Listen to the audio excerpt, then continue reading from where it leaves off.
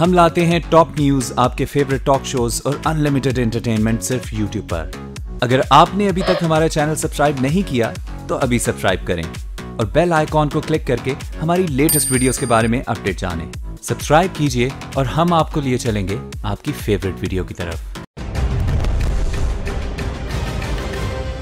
अस्सलाम वालेकुम नाजरीन, मैं हूं मुनीज़े जहांगीर और आप देख रहे हैं प्रोग्राम स्पॉटलाइट।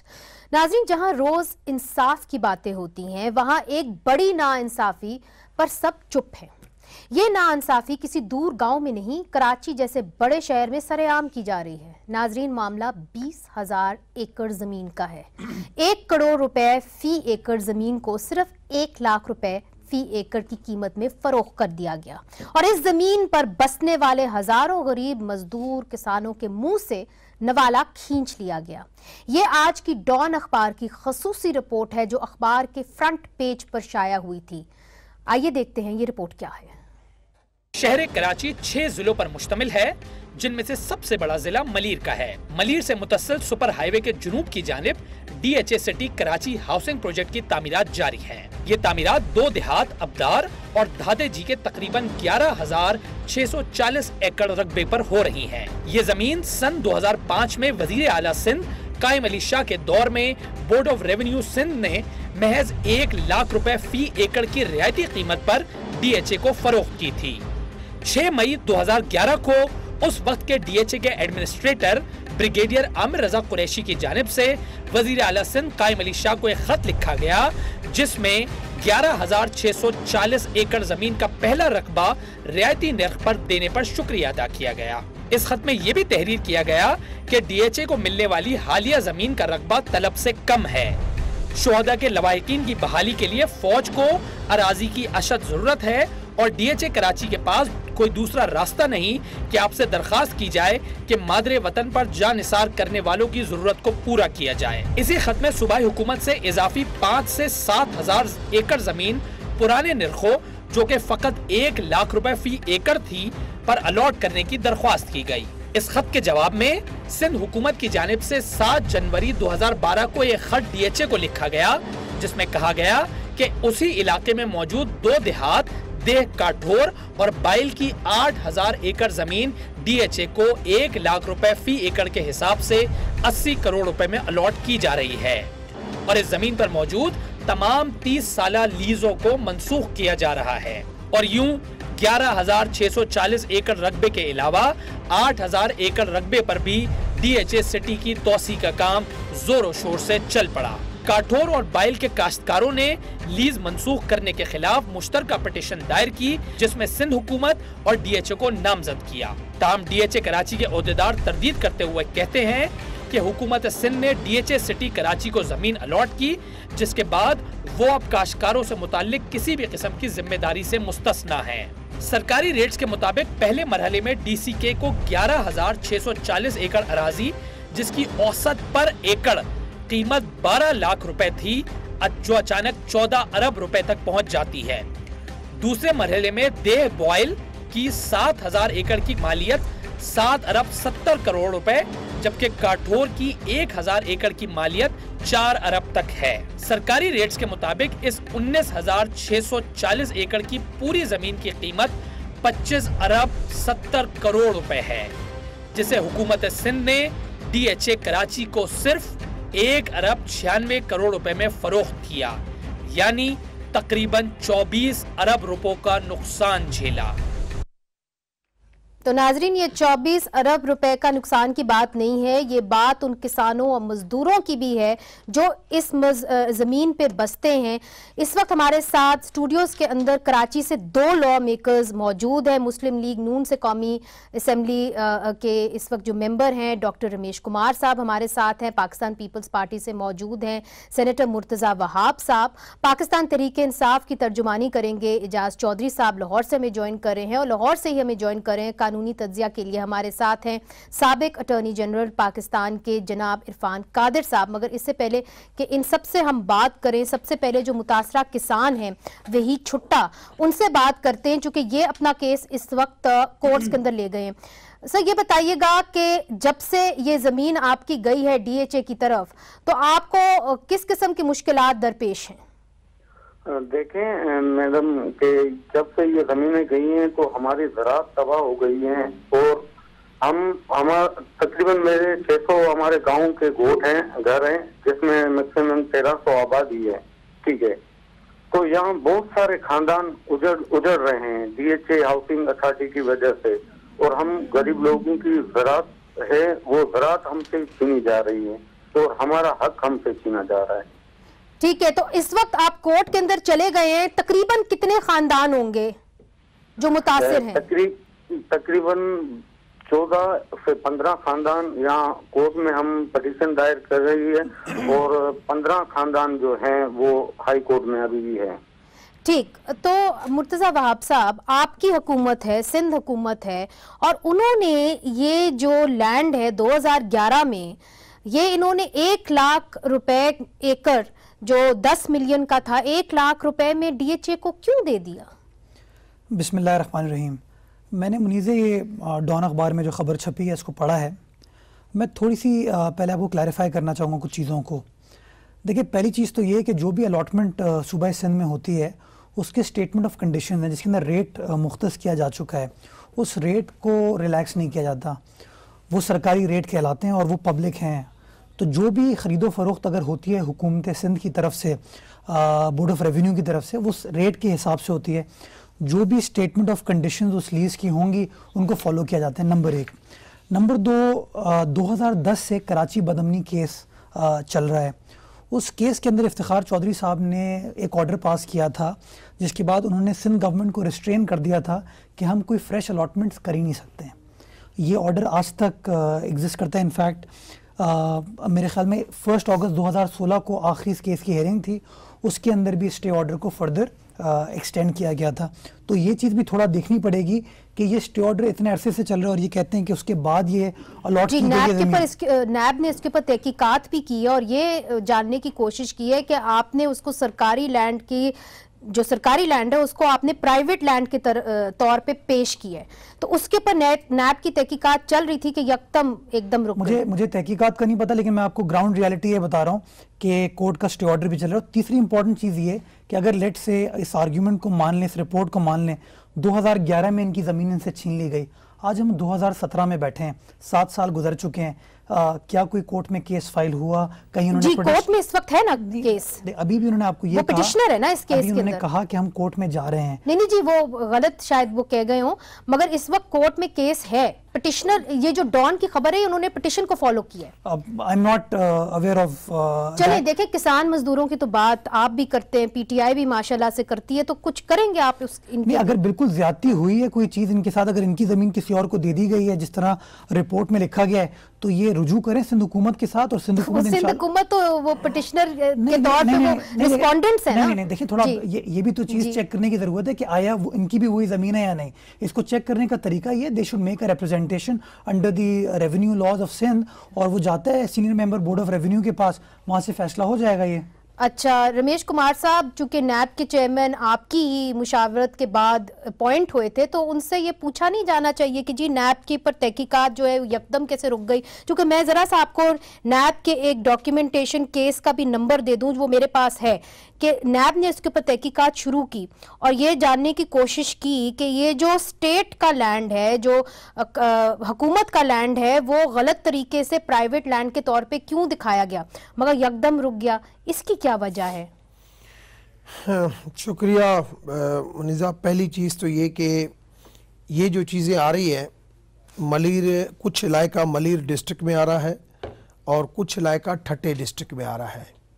ये पूरा सुपर हाईवे जो है हमारा कराची सोराबकोट से निकलने के बाद जामशोरो तक, मैं जो ये पिटिशनर है छुट्टो, इसको भी मैं जानता हूँ कि ये कौन है, क्योंकि वहाँ पे सरदार हैं, इन ये मुरीद हैं अपना सरदार सालिम अमन भूतानी के और मलिक असद सिकंदर के। और मलिक असद सिकंदर इस पाकिस्तान पीपल्स पार्टी से मुंसलिक और पूरे कोस्तान का सरदार भी है और अच्छे सरदार हैं, इलाके के अंदर अमन को मेंटेन रखते हैं, तो उस वजह से उसकी तारीफ़ भी हम हमेशा करते हैं। मगर जब ये लैंड के जब हुए इश्यूज़, तो आपको कुछ दिन पहले कुछ एक आपको ख़बर भी मिली होगी कि कुछ बहुत ज़्यादा रदोबदल भी जामशोरा डिस्ट्रिक्ट के अंदर हुई थी सियासी हलचल हुई थी, फिर जो चंगेज आ गया था, ये बहुत सारी चीजें हुई थी। आप कहने की क्या कोशिश कर रहे हैं? खुल के मैं खुल के इस वजह से अब लाजमी है, मलिक साहब हमारे बड़े हैं और खुल के बात करें, क्योंकि वो भी अरब शहजादे को वहाँ पे एंटरटेन करते रहे। बात नहीं है जी। और यहाँ पे डीएचए के साथ डीएचए को जो दी गई, इन सारी तकरीबन पूरी जमीन के ऊपर जो है ना, तकरीबन झूठे कागजात बहुत सारे बने हुए हैं, बहुत सारे डॉक्यूमेंट्स बने हुए हैं। जब डॉक्यूमेंट्स की इन्वेस्टिगेशन शुरू हुई थी तो मेरे ख्याल में वो डॉक्यूमेंट्स पूरे ऑफिस की ऑफिस जला दी गई थी। ऑफिस के अंदर अभी कोई वहाँ पे जो भी ये दे हैं वहाँ पे कोई डॉक्यूमेंटेशन ही नहीं है कि उस किस्म की कोई इन्वेस्टिगेशन भी हो सके। तो सिंध के अंदर ये बहुत सारी ऐसी चीज़ें हैं, जब भी ऐसे किसी चीज़ में, बड़ी चीज़ में हाथ डलता है तो फिर ऐसी चीज़ें हो जाती हैं। अच्छा, मैं समझता हूँ कि एक सिस्टम होना चाहिए, मगर सिस्टम होता है मगर सिस्टम इम्प्लीमेंटेबल नहीं होता। अच्छा, सिस्टम इम्प्लीमेंटेबल नहीं होता, पहले इस पे तो बाद में आएंगे। सबसे पहले इरफान कादिर साहब आपकी जानिब आऊंगी, चूंकि मामला बड़ा पेचीदा है, लोगों की जिंदगियों का मामला है यहाँ पे, और इंसाफ की बात तो रोज होती है, तो इनकी भी इंसाफ की बात कर लें।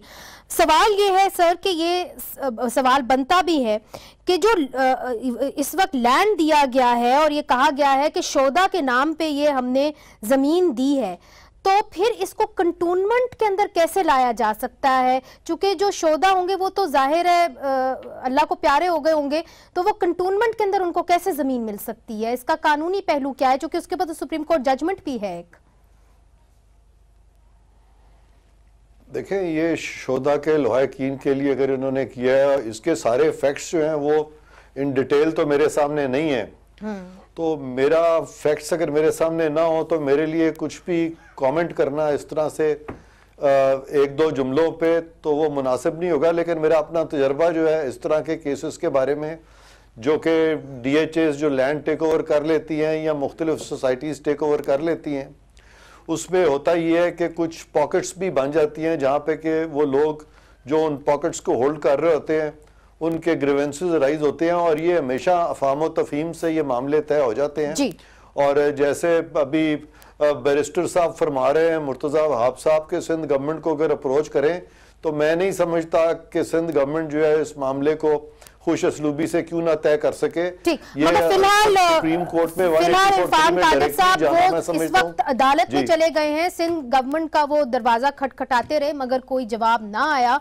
आपकी जानिब आऊंगी इजाज चौधरी साहब, आपके लीडर तो बार बार उकाड़ा के जो किसान है उनका हवाला देते हैं, तो क्या बात है कि इंसाफ की पार्टी इतने बड़ा नाइंसाफी हो जाती है कराची में, उस पर खामोश, कोई बयान नहीं आया आपकी तरफ से भी? मुनीज़े जी, बहुत शुक्रिया मुनीज़े जी। मैं समझता हूँ कि जो रोज़मर्रा का रौला है उससे हट के आपने आज कोई मौजू छेड़ा है जी, और तकलीफ दे है ये बात।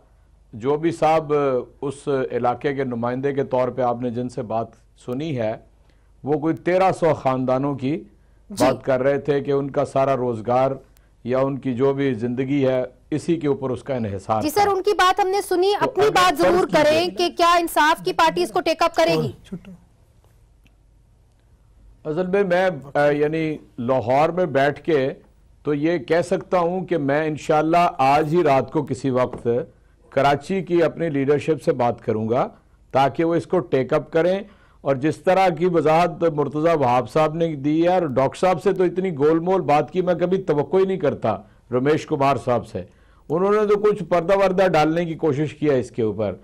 तो मैं ये समझता हूँ कि अगर यानी हम बुनियादी आम इंसान से कोई चीज़ छीन के तो चाहे शुहदा के नाम पे देना चाहते हैं, तो ये तो बड़ी ज्यादती की बात है। क्या उनको कोई मुतबादल रोजगार हुकूमत ने फराहम कर दिया था? अगर ये वाकतन जो आप on the face of it आप हमें बता रही हैं कि ये जमीन जो है 80,000 एकड़ का जिक्र हुआ, 60,000 एकड़ का जिक्र हुआ, 1 अरब रुपए की 11,000 एकड़ का जिक्र हुआ, तो ये असल में है क्या चीज, पहले ये समझ लगे। और उसके बाद मेरे नजदीक ये सरकारी जमीन के ऊपर अगर कोई 1300 खानदान बैठे हुए थे तो उनके रोजगार का बंदोबस्त जारी रहना वो सबसे पहले प्रायोरिटी है। ठीक है जी, क्विक रिएक्शन में आपको टोटल 20,000 मेरे ख्याल में गवर्नमेंट ने दिए हैं, 5-10 हजार और प्राइवेट लैंड जहां पे कब्जा था, जिनके प्राइवेट लैंड दिखाया गया है, वो थी प्राइवेट लैंड में, यही तो कह रहे हैं। बुनियादी तौर पे अगर ये क्लेम है उनका इस जमीन के ऊपर, उसका जो कानूनी तो है ना, देखिए जो भी है उसका फैसला कहीं ना कहीं तो होना है। तो आपके जो रेवेन्यू कोर्ट्स हैं, जो सिंध बोर्ड ऑफ रेवेन्यू के पास आती हैं चीजें, वहां वो जाएं, अपना क्लेम प्रूव करें। ये मैं आपको अश्योर कराता हूं कि हम भी stand for labour rights, pageants के राइट्स के लिए पाकिस्तान गवर्नमेंट का वहां के लोगों के साथ ये मसला हुआ। मैं सिर्फ ये गुजारिश कर रहा हूं कि वो जाए, उनके सामने उनके जो हुकूक होंगे उसको मैं आपको अश्योर कराता हूं। कराते हैं यहाँ पे वही छोटा यहाँ पे है, मैं किसान की रिप्रेजेंटेशन कर रहे हैं। मैं लाइव टेलीविजन पे पूरी कौम के सामने कह रहा हूं कि अगर उनका जेन्युइन क्लेम है वो बोर्ड ऑफ रेवेन्यू के पास जाएं, फैसला होगा और उनके जो भी ग्रीवेंसेस हैं उनको एड्रेस किया जाएगा। चलिए, कम से कम ये वादा तो सेनेटर मुर्तजा वहाब साहब ने कर दिया। इधर लेते छोटा सा वक्फा और फिर वक्फे के बाद कुछ सियासत की बात भी होनी है, वक्फा लेते हैं।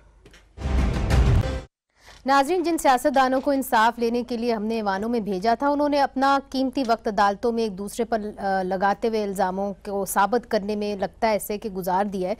तो जहांगीर तरीन और इमरान खान के केसेस के फैसलों पर तनकीद करते हुए मियां नवाज शरीफ कहते हैं कि मेरे लिए कुछ और फैसले हैं और उनके लिए कुछ और इसके खिलाफ मैं तहरीक चलाऊंगा। इस तहरीक के खदोखाल क्या होंगे? और दूसरी तरफ कल सेनेट में एक बार फिर जो है एक बिल आ रहा है हल्का बंदियों का, और अगर ये बिल पास नहीं होता तो आने वाले इंतखाबात खटाई में पड़ सकते हैं। गुज़िश्ता हफ्ते स्पीकर कौमी असम्बली एयाज सादिक ने हमें इंटरव्यू देते हुए कहा था कि सियासी हलचल जिस तरफ जारी है, मुझे ऐसा लग रहा है कि असम्बलियाँ टूट सकती हैं। तो अगर इस बिल की मंजूरी पीपल्स पार्टी पर मुनहसर है और अगर वो नहीं साथ देती तो क्या फिर मामला एक खटाई की तरफ चले जाएगा, बहरान की तरफ चला जाएगा? मगर सबसे पहले इरफान कादिर साहब आपकी जानिब आऊंगी। ये बताइए कि जो फैसला आया है जहांगीर खान तरीन का इमरान खान साहब का, उसको आप कैसे देखते हैं? चूंकि मियां नवाज शरीफ साहब ने जो कहा वो आपके सामने है। जी, मैं समझता हूँ कि वो फैसला जो आया है जहांगीर तरीन साहब के खिलाफ, वो कॉन्स्टिट्यूशनली लीगली सरीहन गलत फैसला है। और सबसे पहली बात तो यह है कि क्लॉज 2 ऑफ आर्टिकल 63 के तहत पार्लियामेंटेरियंस को डिसक्वालीफाई करने का इख्तियार सुप्रीम कोर्ट के पास सिरे से है ही नहीं। अच्छा। और दूसरी बात यह है कि अगर किसी को इख्तियार है भी तो इस किस्म की हेयर स्प्लिटिंग जो की गई है और उसमें दोहरा मेयार जो नजर आया है कि इमरान खान साहब की जो पार्टी फंडिंग का मामला है, वो तो वहां पे उन्होंने कहा कि एक फोरम मौजूद है और वो इलेक्शन कमीशन है, लेकिन कॉन्स्टिट्यूशन में जो फोरम लिखा हुआ है डिसक्वालिफिकेशन का तरीन साहब के मामले में, उसको तो फॉलो नहीं किया गया। तो ये एक बहुत बड़ा तजाद भी है और एक अनकॉन्स्टिट्यूशनैलिटी है सारे डिसीजन में। तो ये मैं समझता हूँ, और इसीलिए वो चीफ जस्टिस साहब जो थे वो काफ़ी परटर्ब्ड लगे। अभी रिसेंटली उन्होंने जो स्पीच की उसमें लग ये रहा कि उनको ये महसूस हो रहा है कि एक इम्प्रेशन कौम में ये जा रहा है कि नज़रिया ज़रूरत से तो कुछ लोग समझते हैं कि अदलिया निकल गई है, लेकिन अब वो शायद नज़रिया मसलियत की तरफ अदलिया चली गई है और उन्होंने इस मसलियत के नोशंस जो थे इनको डिस्पेल करने की एक बहुत एफर्ट किया है। लेकिन मैंने ये देखा है कि जब आप दलदल में गिर जाएं, कभी अपने दायरा इख्तियार से तजावज करके दलदल में गिर जाएं, तो दलदल में जितने भी हाथ पांव मारे जाते हैं उतने ही आप उसमें धंसते चले जाते हैं। तो ये जो कल उनकी एक कोशिश थी, इसका नुकसान ज्यादा हुआ, फायदा कम हुआ उनको। और बहुत सारे वकीलों की राय ये है, तो आपकी जानिब आऊंगी एजाज चौधरी साहब, आप इनकी बात से मुत्तफिक हैं? बुरेजा, देखिए मैं तो कोई कानूनदान नहीं हूँ। इरफान कादर साहब की मैं बहुत ही रिस्पेक्ट करता हूँ बहैसियत कानूनदान के, और इनको फॉलो करते रहते हैं जो भी ये आरा देते हैं। ऐन मुमकिन है कि अदलिया से कोई फैसला ऐसा हुआ हो जिसके ऊपर दो आरा पैदा हो सकती हैं, लेकिन मेरा ख्याल है असल इशू ये नहीं है। असल इशू ये है कि मुल्क के मुक़्तदर हल्के, यानी एक ऐसी पार्टी के सरबराह जिनकी हुकूमत है, वो जिस तरह अदलिया के साथ सलूक कर रहे हैं, जिस तरह उन्होंने लंदन उतरते हुए ये कहा कि 5 जजेस ने पाकिस्तान का सत्यानाश कर दिया है, या जिस तरह उन्होंने लंदन से रवाना होते हुए कहा कि ये 2 तराजू रखे हुए हैं और यहां आके वो इस अदालती निजाम के खिलाफ एक तहरीक चलाना चाहते हैं। वो तहरीक तो के बारे में भी पूछना है हमने। बड़ी गुमराही और क्या होगी? ठीक, अच्छा, इससे पहले कि मैं तहरीक इजाज़ साहब ये इनसे पूछ लेते हैं कि जो तहरीक ये चलाने जा रहे हैं ये किस किस्म की तहरीक होगी, मगर पहले मुर्तज़ा वहाब साहब, आपके जो सेनेटर हैं एतजाज़ अहसन साहब, चूंकि आप भी वकील हैं, उन्होंने कहा कि जी हुदैबिया पेपर मिल को बंद नहीं करना चाहिए था, उसको खुला, उस केस को खुला रखना चाहिए था, उनको छूट मिल गई है। तो किस बुनियाद पे आप कह रहे हैं कि जी छूट मिल गई है? देखिए, पहले तो मैं इरफान साहब ने जो आर्टिकल 63(2) की बात की, ये बात बिल्कुल सही उन्होंने कहा है कि कॉन्स्टिट्यूशन में लिखा है कि अगर किसी मेंबर की क्वालिफिकेशन डिस्क्वालिफिकेशन को एडजुडिकेट करने का राइट जो है वो स्पीकर के पास है, और उसके बाद अगर स्पीकर फैसला नहीं करते तो इलेक्शन कमीशन ऑफ पाकिस्तान। लेकिन हमें इस बात को भी मद्देनजर रखना चाहिए कि इफ्तिखार चौधरी साहब के दौर में इस मुल्क की जूरिस्प्रूडेंस बड़ी तब्दील हुई है। जो एडवेंचरिज्म उन्होंने किया, जो फैसले उन्होंने किए, उसमें बहुत सारी जगहों पे उन्होंने पार्लियामान के जो इख्तियारात थे उनको इंक्रोच किया। तो 2009 से जो जूरिस्प्रूडेंस इस मुल्क में डेवलप हुई है उसमें बहुत सारे ऐसे आपके पार्लियामेंट के मेंबरान हैं, कोई गालिबन 50-55 लोगों की लिस्ट है जिनको सुप्रीम कोर्ट ने डिस्क्वालीफाई किया। आपको याद होगा कि गिल साहब के केस के अंदर इसी सुप्रीम कोर्ट ने डायरेक्शन दी थी कि आप तमाम पार्लियामेंटेरियंस की डिग्री को वेरीफाई करें, जो कि उनका लेट्स से अगर स्ट्रिक्ट या लिबरल। तो आप भी उनसे मुत्तफिक हैं कि जी 62(1)(f) का जो एक डेफिनेशन है वो सुप्रीम कोर्ट को करनी ही नहीं चाहिए थी, इसके अंदर घुसना ही नहीं चाहिए था, दलदल के अंदर घुस गए। लेकिन इस दलदल में तो 2010 से वो घुसे हुए हैं। मैं गुजारिश ये कर रहा हूँ कि अगर आप बिल्कुल लिटरल इंटरप्रिटेशन करें आर्टिकल 62-63 की, तो yes, speaker and election commission are the competent forum, but 2010 से लेकर 2017 तक ऐसी आपको बेशुमार मिसालें मिलेंगी, नजीरें मिलेंगी जहां पे सुप्रीम कोर्ट। मगर क्या आपका वाज़ेह मौक़िफ़ चाहती हूँ, क्या पाकिस्तान पीपल्स पार्टी समझती है कि इसके अंदर घुसना चाहिए कि नहीं घुसना चाहिए? क्योंकि ऑनेस्टी की जब बात हो तो फिर तो जी काफी ज्यादा लंबी लिस्ट हो सकती है। पाकिस्तान पीपल्स पार्टी तो सादिक और अमीन के वैसी प्रिंसिपल के खिलाफ है। हम तो समझते हैं कि ज़ियाउल हक की आमिर की ये तरमीम थी जिसने आइन को मसक करने की कोशिश की, और इन प्रिंसिपल तो हम इस बात से एग्री नहीं करते 62(1)(f) से। अच्छा जी, अब आप जो तहरीक चलाने लगे हैं अदलिया के खिलाफ, वो किस किस्म की होगी? मैं पहले मेरे 3 भाइयों का जवाब दूं तो फिर आपको दूं ना, या पहले आपको जवाब दूं? दे दे, इनका जवाब दे दे। नहीं, पहले आपको जवाब देता हूं, मुझे कोई फर्क। बात सिंपल में ये है कि पॉलिटिकल स्टेटमेंट बिल्कुल आती हैं, मगर हम आज भी अदलिया का एहतराम करते हैं। और मियाँ साहब के हवाले से फ़ैसला आया, फ़ैसला मंजूर था, दिल से था या नहीं था, मगर उसको काबिल कबूल किया। GIT के सामने भी पेश हुए हैं। मगर अब जो तहरीक चलाने लगे, चूंकि मैंने वक्फा मैं नहीं समझ रहा हूँ तहरीक की बात है, मगर मैं समझता हूँ जो इन्होंने बात की है, जो भी जुडिशरी फैसला करती है, हमने खुद 184(3) के तहत गए कि भाई हाँ जुडिशरी सुने, हमारे खिलाफ भी आया जहांगीर तरीन के। आज इरफान कादर साहब को मैंने आज सुना है दोबारा के पहले और अभी के मौक़िफ़ में थोड़ा सा फ़र्क है, और हो सकता है कि पहले हमेशा से ये कहते रहे, वैसे हमेशा वो कहते रहे। मैं तो इज्जत करता हूं उनकी, मगर मैंने पहले नहीं। तहरीक क्या चलाने लगे हैं रमेश साहब? कोई तहरीक वहरीक की बात नहीं है। बात यह है कि हमारा इलेक्शन के अंदर जो स्लोगन होगा वो हमारा होगा मैनिफेस्टो, वो होगा डेवलपमेंट सबसे ज्यादा। दूसरी चीज ये कि अवामी ताकत से अगर कोई भी आता है, ये जो अभी बात कर रहे हैं इरफान खान, हमारी पार्टी तो हमेशा कहती थी कि अवाम को ये इख्तियार होना चाहिए कि अवाम जो है इलेक्ट करे कि कौन लीडर बनता है कौन नहीं। मगर ये कौन लेके गया? खान साहब खुद लेके गया। मगर खान साहब अगर आज हुदैबिया के हवाले से मेरे भाई बोलते हैं कि हुदैबिया वाला अगर केस 3 जज साहिबान के पास नैब गई थी अपील लेके, अगर उन 3 जज साहिबान ने समझा कि ये नैब की अपील वैसे ये मामले अगर आप पार्लियामेंट में इनकी बात मान के तय कर लेते, पार्लियामेंट में भी गए, शायद वहाँ पे भी जो TOR में जो बहस मुबाहिसा हुआ, मैं बात वो भी इसी इश्यूज के हुई थी। मैं बात 62-63 की कर रही हूं। 62-63 अभी जो 62-63 के ऊपर अब जा रहे, तो उन्होंने उस टाइम पे आपने कहा था कि नहीं हम इसके ऊपर बात नहीं करेंगे। हम तो आज भी कहते हैं कि 62-63 का जिस चीज का मिसयूज होता है उस मिसयूज को रोकना चाहिए। मगर जब आपके खिलाफ होता है तब भी आप चूं करते हैं, ये मसला है। जी, वक्फा लेते हैं, वक्फे के बाद फिर हाजिर होते हैं। वेलकम बैक नाजरीन। इरफान कादिर साहब, हमने देखा है कि कैसे इमरान खान के केस में, जहांगीर खान तरीन खान के केस के अंदर, नवाज शरीफ साहब के केस के अंदर 62-63 को इस्तेमाल किया गया, मगर हमारे कानून में और बहुत से कानून हैं जिनको इस्तेमाल नहीं किया जाता, जिस तरह के हाथ काटने का कानून भी हमारे इस वक्त कॉन्स्टिट्यूशन में मौजूद है। तो क्या ज़रूरत पड़ी हमारे आला जजेस को 63 का इस्तेमाल करने का और इतनी तंकीद का सामना करने का? ये आपने बड़ा अच्छा सवाल किया और जिस कॉन्टेक्स्ट में किया, रेफरेंस टू द कॉन्टेक्स्ट में, एक तो वो पहलू है कि आपके इस सवाल से मुझे ये इशारा मिल रहा है कि गालिबन आर्टिकल 62(1)(f) में जो कि एक्सट्रीम एस्पिरेशंस किसी नेशन की हो सकती हैं, उस हद तक तो वो रेलेवेंट है, लेकिन उस पे किसी को डिस्क्वालीफाई कर देना और फिर डिस्क्वालीफाई भी वो फोरम करे जो कि आइन में ना हो, तो मैं समझता हूँ कि ये बड़ी ज़्यादती है।